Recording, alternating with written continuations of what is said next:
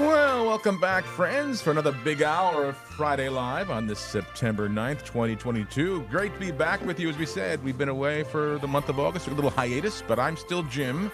And I'm still Cheryl. And we're still here.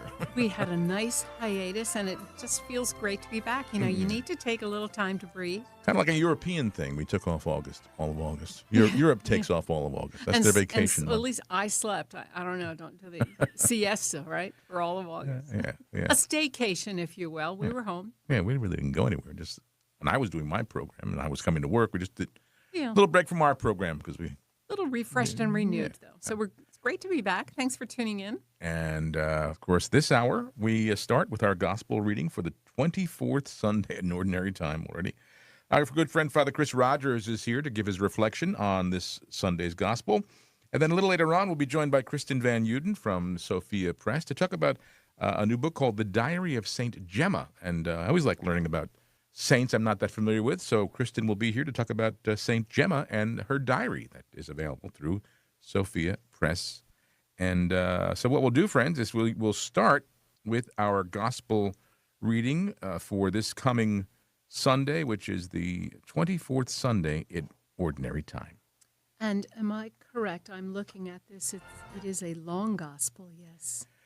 Yeah. Sometimes, and you might see in your missal or Magnificat or whatever you use as your worship aid on Sunday, sometimes there's a short form. This looks like it's just the long form, but we can only read. Because I think I'm not sure if they. Well, of course, the prodigal son is this is from USCCB, but the prodigal son is the main part of the gospel. But I think the shorter version didn't have it. But I love the prodigal son. Well, I'm going to read this. Okay. And what was my point? I don't even remember what I was going to say. But anyway, this is one that I feel like we might hear in Lent. A reading from the Holy Gospel according to Luke. Tax collectors and sinners were all drawing near to listen to Jesus. But the Pharisees and scribes began to complain, saying, "This man welcomes sinners and eats with them." So to them he addressed this parable. "What man among you, having 100 sheep and losing one of them, would not leave the 99 in the desert and go after the lost one until he finds it? And when he does find it, he sets it on his shoulders with great joy. And upon his arrival home, he calls together his friends and neighbors and says to them, 'Rejoice with me because I have found my lost sheep.' I tell you, in just the same way there will be more joy in heaven over one sinner who repents than over 99 righteous people who have no need of repentance. Or what woman having 10 coins and losing one would not light a lamp and sweep the house, searching carefully until she finds it? And when she does, she calls together her friends and neighbors and says to them, 'Rejoice with me because I have found the coin that I lost.' In just the same way, I tell you, there will be rejoicing among the angels of God over one sinner who repents." Then he said, "A man had 2 sons, and the younger son said to his father, 'Father, give me the share of your estate that should come to me.' So the father divided the property between them. After a few days, the younger son collected all his belongings and set off to a distant country, where he God bless you. Excuse me. Where he squandered his inheritance on a life of dissipation. When he had freely spent everything, a severe famine struck that country, and he found himself in dire need. So he hired himself out to one of the local citizens, who sent him to his farm to tend the swine. And he longed to eat his fill of the pods on which the swine fed, but nobody gave him any. Coming to his senses, he thought, "How many of my father's hired workers have more than enough food to eat, but here I am dying from hunger. I shall get up and go to my father, and I shall say to him, 'Father, I have sinned against heaven and against you. I no longer deserve to be called your son. Treat me as you would treat one of your hired workers.' So he got up and went back to his father. While he was still a long way off, his father caught sight of him and was filled with compassion. He ran to his son, embraced him, and kissed him. His son said to him, "Father, I have sinned against heaven and against you. I no longer deserve to be called your son." But his father ordered his servants, "Quickly bring the finest robe and put it on him. Put a ring on his finger and sandals on his feet. Take the fatted calf and slaughter it.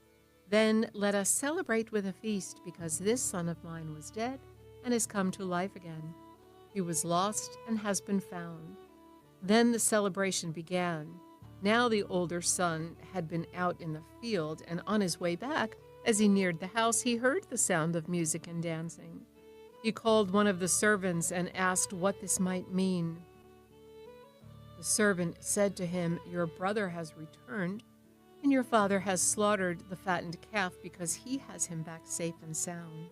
He became angry, and when he refused to enter the house, his father came out and pleaded with him. He said to his father in reply, "Look, all these years I served you, and not once did I disobey your orders. Yet you never gave me even a young goat to feast on with my friends. But when your son returns, who swallowed up your property with prostitutes, for him you slaughter the fattened calf." He said to him, "My son, you are here with me always. Everything I have is yours. But now we must celebrate and rejoice, because your brother was dead and has come to life again. He was lost and has been found." The Gospel of the Lord. Praise to you, Lord Jesus Christ.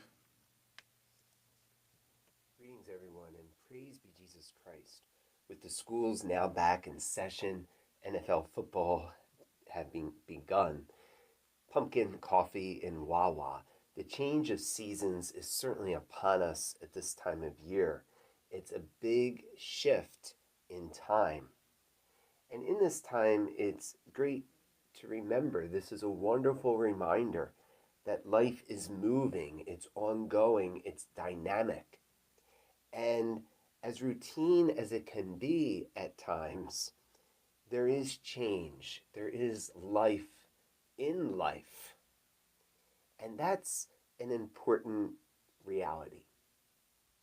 We see that in a particular way this weekend. And while change can be very good, it can be difficult. We're reminded of the difficulty of living. We're reminded of the difficulty and all the change that we've experienced this weekend, especially as we come and remember 9/11, the experience of great loss on that day, having witnessed the face of evil. And in this year C of the church, coming to church this weekend, the readings are all oriented toward loss. We are in Luke 15, and we'll hear about the lost coin, the lost sheep, the lost son. And on this 9/11, that loss is profound. But there is also here present the experience of being found. And as we come into all of the changes that are upon us, that's an important thing to note, the experience of being found. Last week was last Sunday, the feast of St. Augustine and his conversion story. And that beautiful moment when he was finally found, he heard the words of the Lord, "Take and read." And he did it. He heard the preaching of Ambrose. And he discovered and wrote so beautifully to God, "Late have I loved you, O beauty ever ancient, ever true. Late have I loved you. You were within, but I was outside. You were with me, but I was not with you."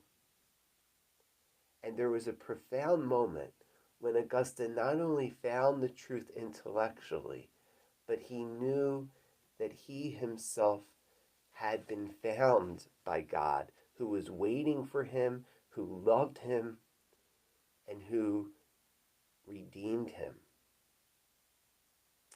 Of all of the losses that we experience in life, how beautiful it is when we can be found. Being found by God grounds us, it secures us, it builds us up in new ways, it gives us a future. And so as the activities are underway, a couple questions. What are you finding in your life? At this point in your life, what are you finding about your relationship with God and other people? What are the patterns, the themes? What are you finding? And allow yourself to be found. Sometimes we're scared to be found by God. In the first reading this weekend, we'll hear about the golden calf and the people who have become depraved, God wanting to come down the mountain. It kind of reminds me of my dad wanting to come up the steps after we've been put to bed and we're carrying on. Don't make me come up those steps. Sometimes we're scared of being found. And yet, God did come to us. He does come down to us and for us in the person of his Son, who reveals to us that yes, we stand convicted, but we are loved. Yes, we are sinners, but we've been called and chosen. Yes, we've been lost, but we can be found. And in his finding us, we have a terrific future. In the Song of Songs we hear, I have found the one whom my heart loves. Jesus, the way, the truth, and the life. As we begin this mid-September week, aware of all the changes and all the loss, let us be more aware of the opportunity to be found. May God be with you.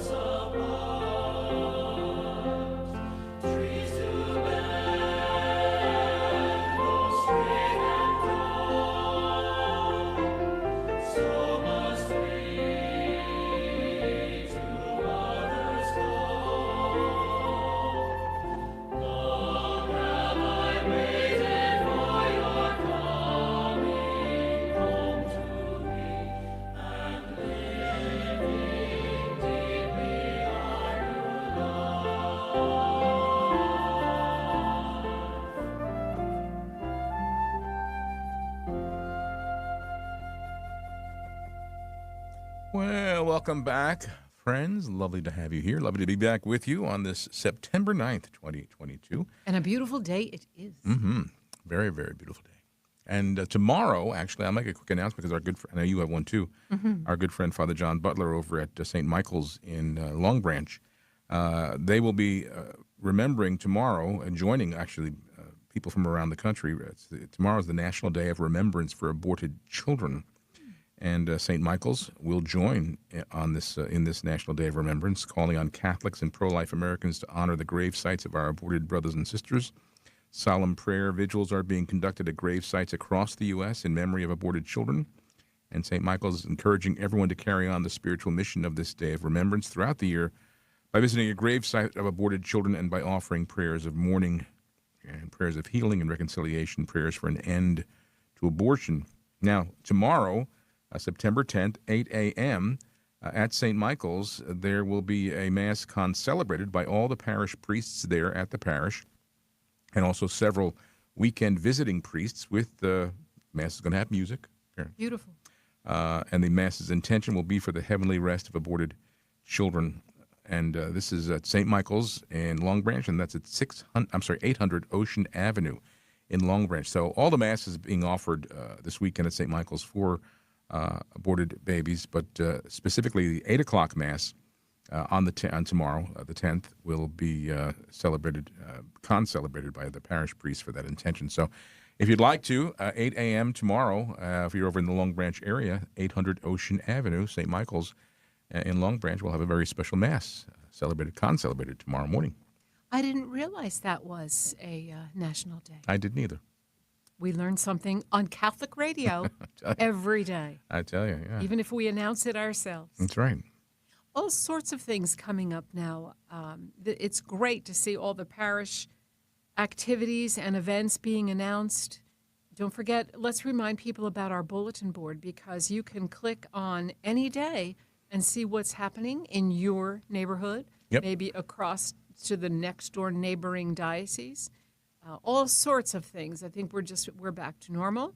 And I know our parish is very, very busy now. You can go there any morning, noon, or evening, and there's cars in the parking lot. There's people in meeting rooms. So there's all sorts of things going on. So now's the time to let us know what your parish is having, maybe an Oktoberfest, a fall fair, whatever it might be. Right. Parish missions, speakers, let us know. Right. Just go to our website, domesticchurchmedia.org, and up in the upper right-hand corner, it says Bulletin Board. Click on that, and you'll get all the information, submissions that people have given us that we've posted, but you can also post your own. So do take advantage of it. It's free, no charge, and it does let people know, and we do have a lot of hits on that page. People are looking to go and do these things. Especially now. Yeah. And because in the movies, all they're doing is bringing back old things. Like you could see Star Wars again. You could see Beauty and the Beast again. I mean, these things have been out for years and years, and they're just bringing them back to the large screen. They've run out of Hollywood has run out of ideas. Yeah. Yeah, there's nothing new. And then pretty soon with October, it's going to be all those gory horror films. Support your local parish and take part in something spiritual that's going to feed your soul. Especially now in the year of the Eucharist, there are many activities across the miles in the diocese, whether there's talks or maybe an exhibit on Eucharistic miracles.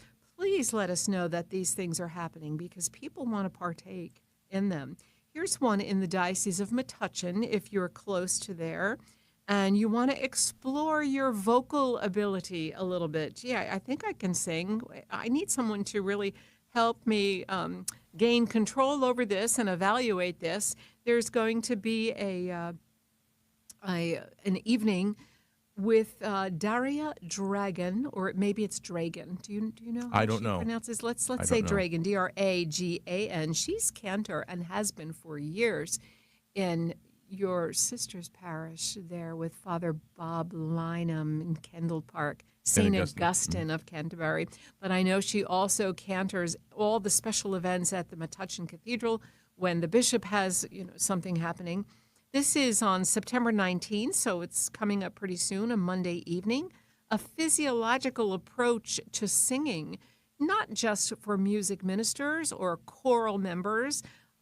Maybe you want to explore your singing voice a little bit and perhaps join your parish choir. Now is the time to get on board as we're starting our new season.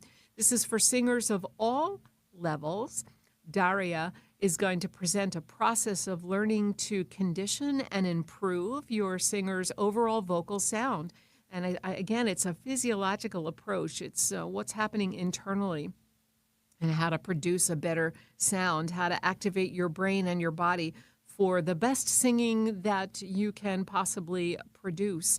So you want to read more about Daria. She performs all over the region and probably beyond. You can go, I'll give you the website, but just again, when and where. It's Monday, September 19th from 7 to 9, just 2 hours on Monday, September 19th. It's in White House Station, which is right next to Flemington in New Jersey. Our Lady of Lourdes Church, beautiful church and beautiful outdoor grotto of Our Lady of Lourdes. It's a $35 fee, which is, my goodness, for 2 hours. A private lesson would be close to $100 for a 2-hour session. So you can register online. Visit the website, which is NPM, N as in Nancy, P as in pastoral, M as in musician. npmmatuchin.org is the website, and you can read all about it. It's actually going to be a series. They have one in September, one in January, and one again in March with different directors and different vocalists and different topics. But this one is, where do I even get started? Well, it reminds me of a story Frank Sinatra told once. Oh, yes. He was with Pavarotti, and Frank said he's always had a little difficulty closing the notes at the end of a phrase. And he said, Maestro, how do you do that? And what's the best way? And Pavarotti says, Frank, just to close your mouth. So there's your expert tip, advice. Your vocal tip for the day. Now just to close your mouth. You're truly inspired to find out more than just closing your mouth. But, you don't want to do it like Pac-Man. Walk, walk, walk. Well, that's what Pavarotti said. So Yeah.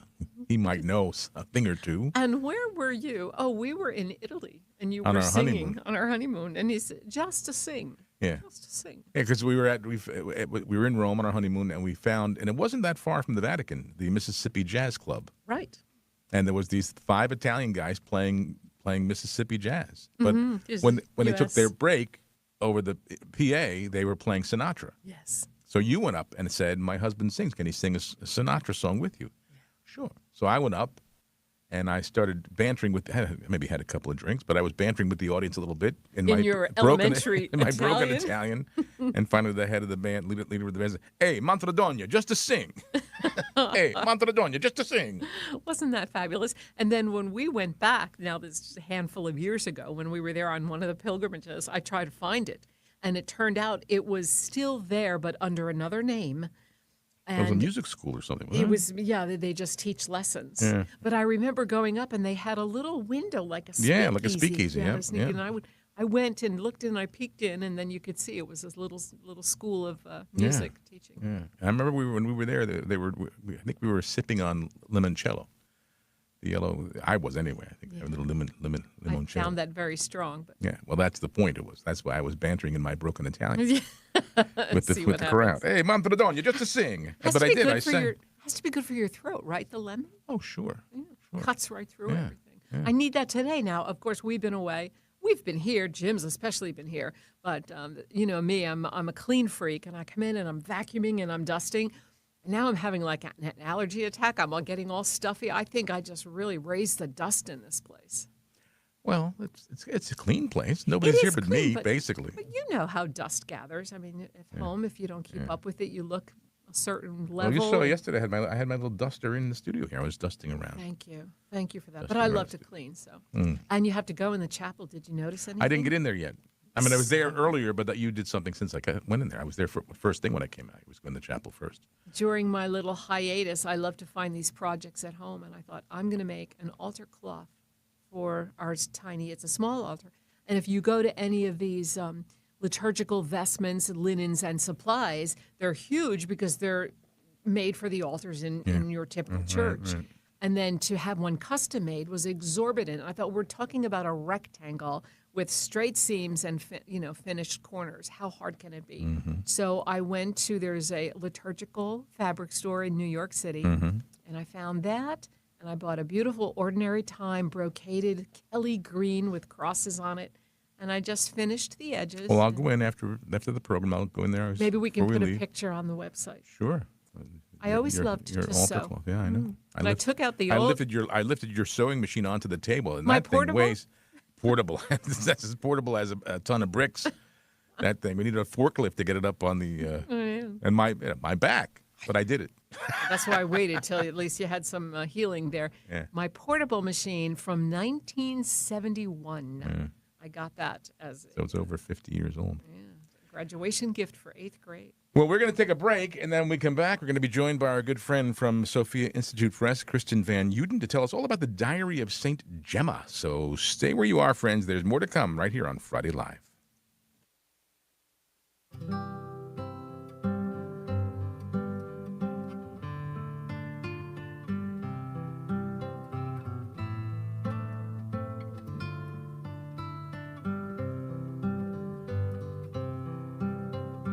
Jesus, my Lord, my God, my all, how can I love thee?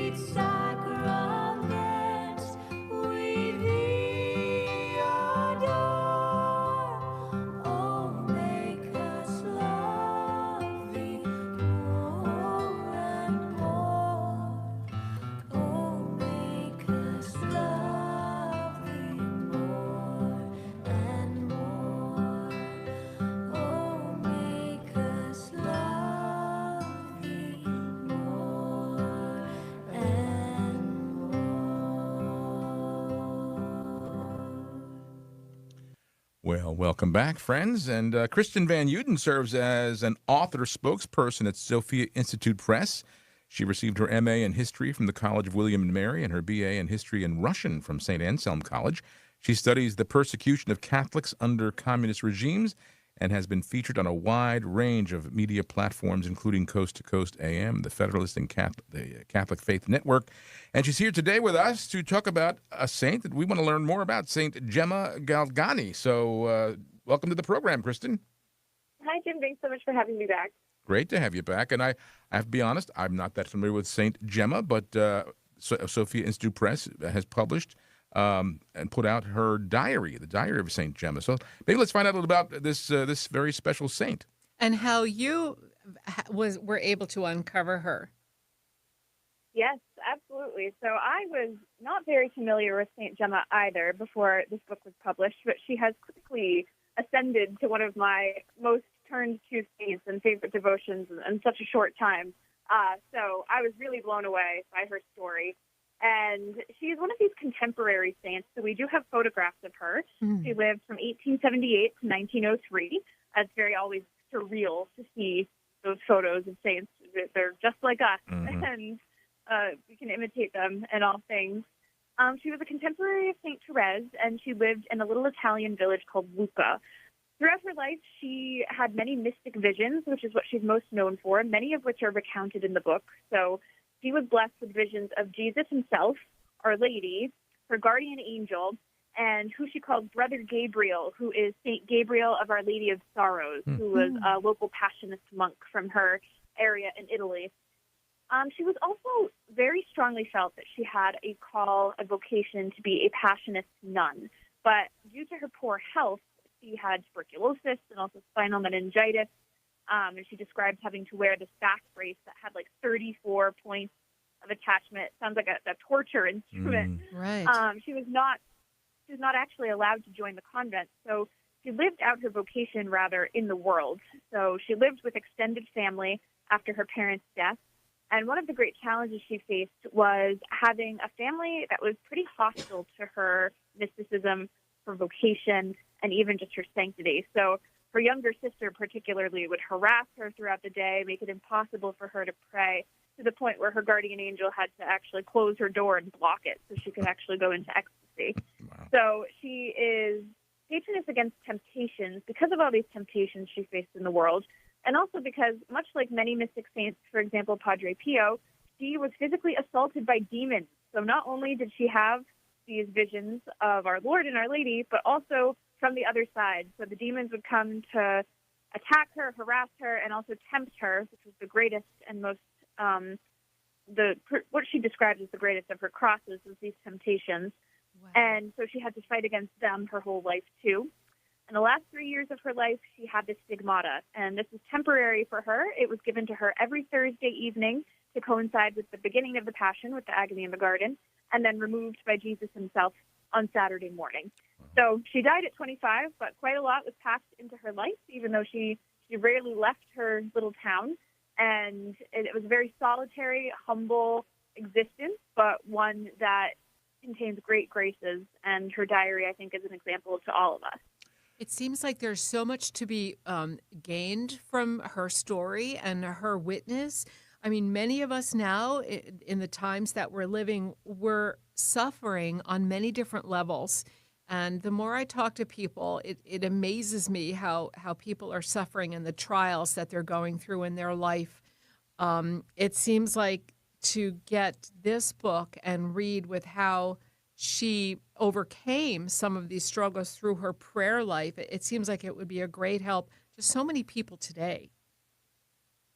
Definitely. She overcame so much, but what's really interesting is that in reading the lives of all the saints, really, when you read them in their own words, it seems as if they were terrible people because they're so quick to accuse themselves of sin and very unforgiving towards themselves as they grow in perfection. So as she overcame all these trials, one thing that she was perfecting was her virtue of humility. And I think this particularly was a really helpful trajectory to read throughout the book. Her predominant fault, or her predominant sin, as vanity and a temptation to worldliness. And so throughout the book, we see her growth in this area and the various ways in which her guardian angel and Jesus himself intervened to help her surpass this. One example is the first time her guardian angel ever appeared to her was when she was in town. She was walking. She had just received as a gift a new watch with a gold chain, and she was kind of showing it off to her friends and, just sharing her new gift. And this is not necessarily sinful in and of itself, but it was this attachment to the world and an occasion for vanity for her. And so her guardian angel appeared and said to her, "Remember that the precious jewelry that adorns the spouse of the crucified king can only be thorns in the cross." So from that point forward, she made a resolution to remove all jewelry. She didn't even wear a ring that she had on after that point. And you can see how God is calling her to these great heights of sanctity that require lots of sacrifices, not just of sins and of sinful things, but also of occasions for sin, and even sometimes these more neutral things that might be nevertheless standing in the way of sanctity. Right. I mean, it's such a minor thing. You think, I have a new watch. Look at my new watch. But Yeah. she was really striving for that holy perfection. Exactly. And we there's another episode from her life where even something that was unequivocally good was taken away from her to bring a greater good out of it. And this was that she used to go on these almsgiving walks to the poor. So when she would leave her house in the morning, she would take whatever scraps of food were left and change from her parents or her family and distribute them to the poor along her way through town. And this, of course, is an objectively good thing. It's a corporal work of mercy. It's sharing the life of the church and all that. But through this, it was another opportunity for Gemma to be attracted and attached to the world. So her spiritual director actually forbid her from continuing these walks. And at first she didn't understand at all. It says, "Why would you not want me to practice charity?" Right. But then, as she writes later on, she said Jesus worked a new conversion in her because, in her words, after this, she lost all interest for clothes and things like that. So what we can see is that, yes, she did have this kind of, just neutral attachment to worldly things, but that even though these walks were good things, they were still not the greatness that she was called to in her particular calling to this deep mystical vocation of the interior life. And so God removed them from her life so that he could work a greater good in her life. We're talking with Kristen Van Uden from Sophia Institute Press about the Diary of St. Gemma, published by Sophia Institute Press, and that's sophiainstitute.com is their website. Kristen, the diary itself, did she write this over a certain period of time, many years, or just within the last 3 years of the stigmata? What was the purpose of it? She just started to write, or she was told to write?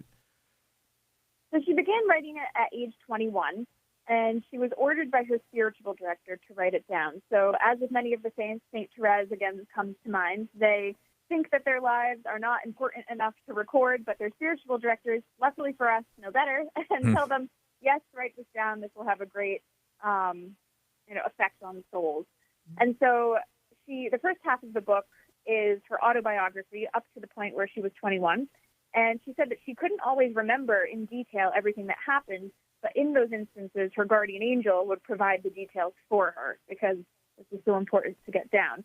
And then from the point of 21 onwards to her death at 25, there were more or less weekly entries, so it picks up and reads as a diary from that point onward. And there's actually an interesting story about how we are even able to have this diary today, because she would keep the manuscript in her drawer in her bedroom, and this makes it very obvious that this was meant to be published because demons would try to prevent her from writing. And the worst case of this is when, as is usual in her life, a demon just ran across the foot of her bed, and she thought nothing of it because, just here they are again to tempt me. She had confidence in Jesus. But the demon yelled out, "War, war, I have your book in my hands." And he absconded with her book. And at this point, he had gone. It was completely gone from the drawer. Didn't know what to do. Her spiritual director was not in town, but even from afar, he decided to perform an exorcism on the manuscript itself. And as soon as he had done that, it was returned miraculously to her drawer. and it was singed all the way through. So there are photographs of this online. If you look it up, just St. Gemma's diary manuscript, where it's still preserved to this day, completely burned through, but not burned so badly that you can't read it. So her spiritual director said every page looked like it had been roasted over the fire, but that everything was still legible. So it literally was taken to hell and then through the power of God returned so that we can gain graces from reading it today. Hence the phrase "to hell and back." Yeah, exactly. It's fascinating. And I've always been intrigued by the lives of the saints, but so many of them, as you well know, we have a painting or a sketch of perhaps what they might have looked like. But the fact that she walked the earth 100 or so years ago, maybe we have grandparents that were alive when she was still alive, or great-grandparents, that it's, like you said, photography, and they're just people like you and me. I know, and it's so, she was very beautiful too. So on the cover is one of the famous portraits of her, and it's just, she's very serious in this portrait. She's like looking into your soul. But it's always fascinating. Unfortunately, we don't have photos, as far as I know, of her stigmata actually, but just every portrait of her, she has the countenance of a saint. There are a few famous ones where she is just eyes raised to heaven praying in her portrait. And clearly, with some people that you know in your own lives, their sanctity is just obvious from looking at them and from meeting them. And it's clearly the same type of encounter when you look at photographs of Gemma. Now, you mentioned, Kristen, that she's patroness of Against Temptation. Are there other patronages as well? Yes, there are a few. The big one is Against Temptation because, as we said, the demons would come and attack her physically. But as she always recounts, the temptations to sin were the worst things they did to her, because if she had sinned, then this would have been her essentially killing her own soul and giving her will over to sin. And that was the thing she rightly feared more than anything in the world. And she writes of sin. She has such a keen understanding of sin because she personally witnessed how it wounded the body of Jesus, because she had these mystic visions of him. So since she got to know Jesus so intimately, she had this right terror of sin. And so that is her main patronage. And then she's also the patroness of students, of those with back pain because of her ailments, I believe of those who have lost their parents, and also, strangely, of paratroopers. Really? This one comes from a story from just shortly after her canonization in 1940, when the Second World War broke out. There was an Italian platoon, I'm not sure the right word, of paratroopers that made St. Gemma their patron. They prayed to her for safety. They went so far as to have nuns at the local convent sew relics of Gemma into each of their parishes. Wow. And so one day when they went into battle, they all survived, having had to jump from the plane. And one of them pulled the cord twice to the parachute, and it did not open. And then immediately after praying to Gemma, it finally opened. Wow. So that's where that comes from. Okay. Well, wonderful information and a beautiful saint. And so, listeners, again, it's the Diary of St. Gemma. It's published by Sophia Institute Press, and you can check out their website at sophiainstitute.com. We've been talking with Kristen Van Uden. She's the author spokesperson there at Sophia Institute Press. Kristen, as always, we thank you for sharing this beautiful information about this beautiful saint, and thank you for all you do for us. My pleasure. Thank you. Thank you so much. Have a great day. Thank you. God bless you. And friends, you stay where you are. We're going to be right back with more Friday Live, so don't go away. I was actually raised in the Catholic Church. I went to grade school through 6th grade, and pretty much about the time I went to high school, I stopped attending church and really didn't think much more about it for a number of years. The return to church, the Catholic Church, was somewhat of an evolution. I thought I knew what the Catholic Church believed and taught, but learned very quickly from somebody who knew far more about the Bible than I ever hoped to know. I learned that the Catholic Church, what it truly taught, and that's where I needed to be. I'm a recovered alcoholic and drug addict. Without God in my life, I'd probably be dead. God has literally saved my life. I feel like I'm truly on the road to the fulfillment of really all of my desires, which is ultimately to spend eternity in heaven. both myself and my family. If you've been away from the Catholic Church for whatever reason, we invite you to take another look. Visit CatholicsComeHome.org today. Start spreading the news.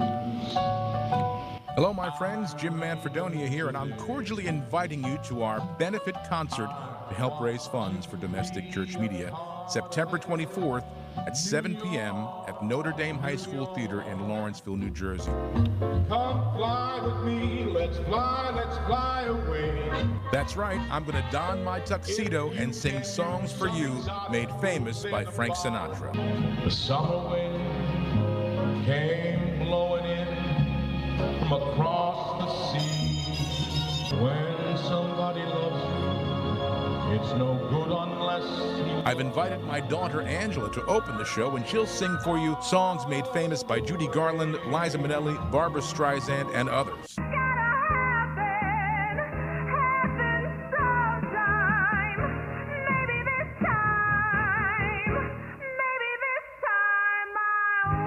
And we'll be backed by the live 19-piece big band, the Summer Swing Orchestra.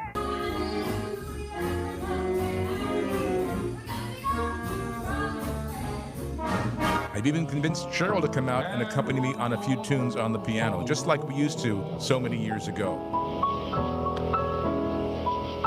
Tickets are $45 for front orchestra, $35 for rear orchestra, and $25 for the balcony, and all proceeds go to support domestic church media. Visit our website and click on the concert banner for all the information and to buy tickets online. Or if you have our free app, check on the lower left-hand corner and click on the concert icon. That's September 24th, 7 p.m., Notre Dame High School Theater in Lawrenceville. I hope to see you there.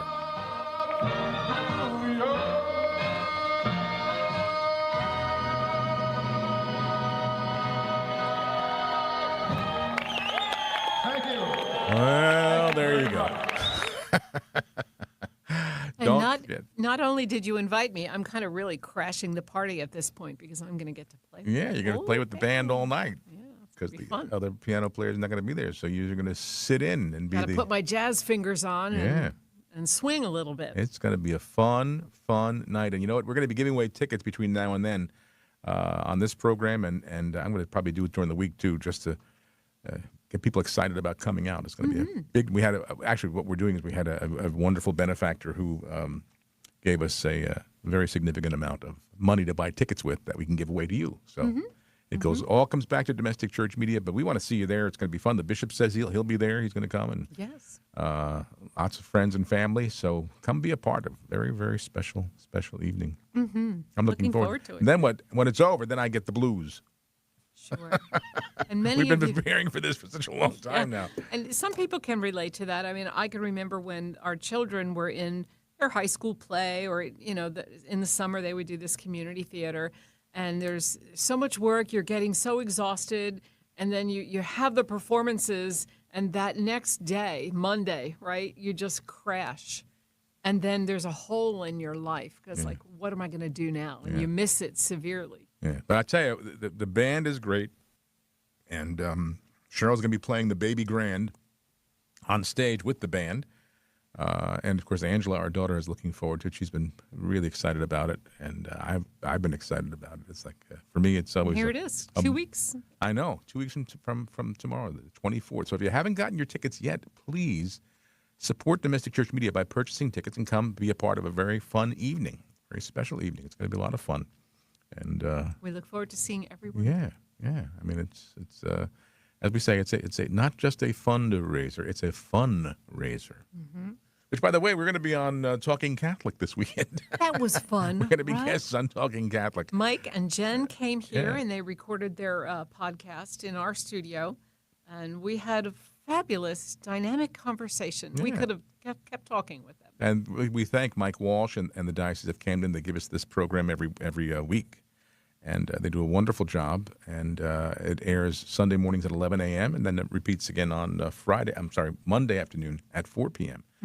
So check it out. We'll be the guest this week. Yeah, as if people don't hear me enough on the station. Right. Oh, there's that guy again. But it was fun to be like on the other side that they were asking us questions. That's the easier side. I think. Right? I think it was easier. Oh, it is easier. Then they're in charge. Then you don't have to worry about just have to answer the question. Kind of sit back and converse. Yeah, that's right. That's Lively discussion. It was a lot of fun. Yeah. We'll But- have to go visit them in Camden now. Oh, down at their place. Mm-hmm. They say they're in a closet somewhere. Yeah, They don't really have a calls it studio. the vault. Yeah, the vault. I'm thinking of, in the bank where there's just like Yeah. a little narrow. And I think that's what it is. maybe. Yeah, there's an old bank where they are. And They're literally actually in the vault. But poor like us. Yeah. But people seem to be impressed when they come here and see what the Lord has blessed us with in this facility. We're Well, very you blessed. know, Remember when you thanks first be walked to- in this building, you swore you'd never come back in again. Ooh, talk about dust. Here I am, like battling a little bit of an allergy attack. When we first came, The very first time we came to look at the property, yeah. it's like, where do you begin? Where can you? I know we even left and you said, start? I'll never go in that building again. I know, because I'm such a clean, neat freak. But we tackled it. It was a challenge. It was a challenge, but oh my goodness, look what the Lord has given us. I know. Thank you. I can't wait to go into the chapel now after we finish the program and check out the brand new green ordinary time altar cloth It's a lovely that you cloth. made. Mm-hmm. You sewed it. Well, I did. Yeah. Well, you made your own wedding dress. I mean, I know, and I thought, gee, can I do this? Okay, it's just a rectangle. It's nothing that impressive, but you want it to be just right and good seams and good edges and yeah. to adorn the altar under the sure it's tabernacle. beautiful. It's beautiful. You still have your wedding dress somewhere up in the attic? I'm sure I mean, it's you up made in the it, right? attic. It's probably full of like moth holes or something. What Can you happens? put it in that plastic or something so it doesn't It's get... probably fine. Whedon, now there's a project. Yeah, we're done with the concert. Let's go up and clean out the attic. I have to pray to St. Gemma to have a rapid healing of my back. I had the surgery back in March, and it's healing, but it's not going as quickly as I'd like it to go. yeah. But St. Gemma will help me now. I'll pray to her. Sounds like. I sound like I just do a little novena to St. Gemma, then we can get up in the attic. Mm-hmm. Although it has to cool off a little bit. It can't be. But can you imagine the treasures that we'll find up there? Oh, I have my... Yikes. I have my my box of treasures. I have stuff up there from first grade, second grade. I probably do have some diaries around. Remember those, what do you call them, like an autograph book? Yeah. When you graduated from 8th grade or Yes. high school Yep. and all your I have friends that. wrote. I know I still have that. I up have there. that. There's a treasure chest up in that attic, right? That we just have to take things down and archive it. And then we always say, in our house, should we start like getting ready for the for our eventual There's departure? going to be a day. And I said, you know what? That's going to be the children's problem. That's right. That's right. So you better be nice to us or we'll really leave you a mess. Let them That'll worry be up about to it. them. All right. Well, listen, we got to go. It's great to be back with you. Thanks to everybody who joined us today. And thank you, listeners, for staying with us. We will be back again next Friday, God willing. I'll be here Tuesday. Have a wonderful weekend, and we'll see you then. God bless you.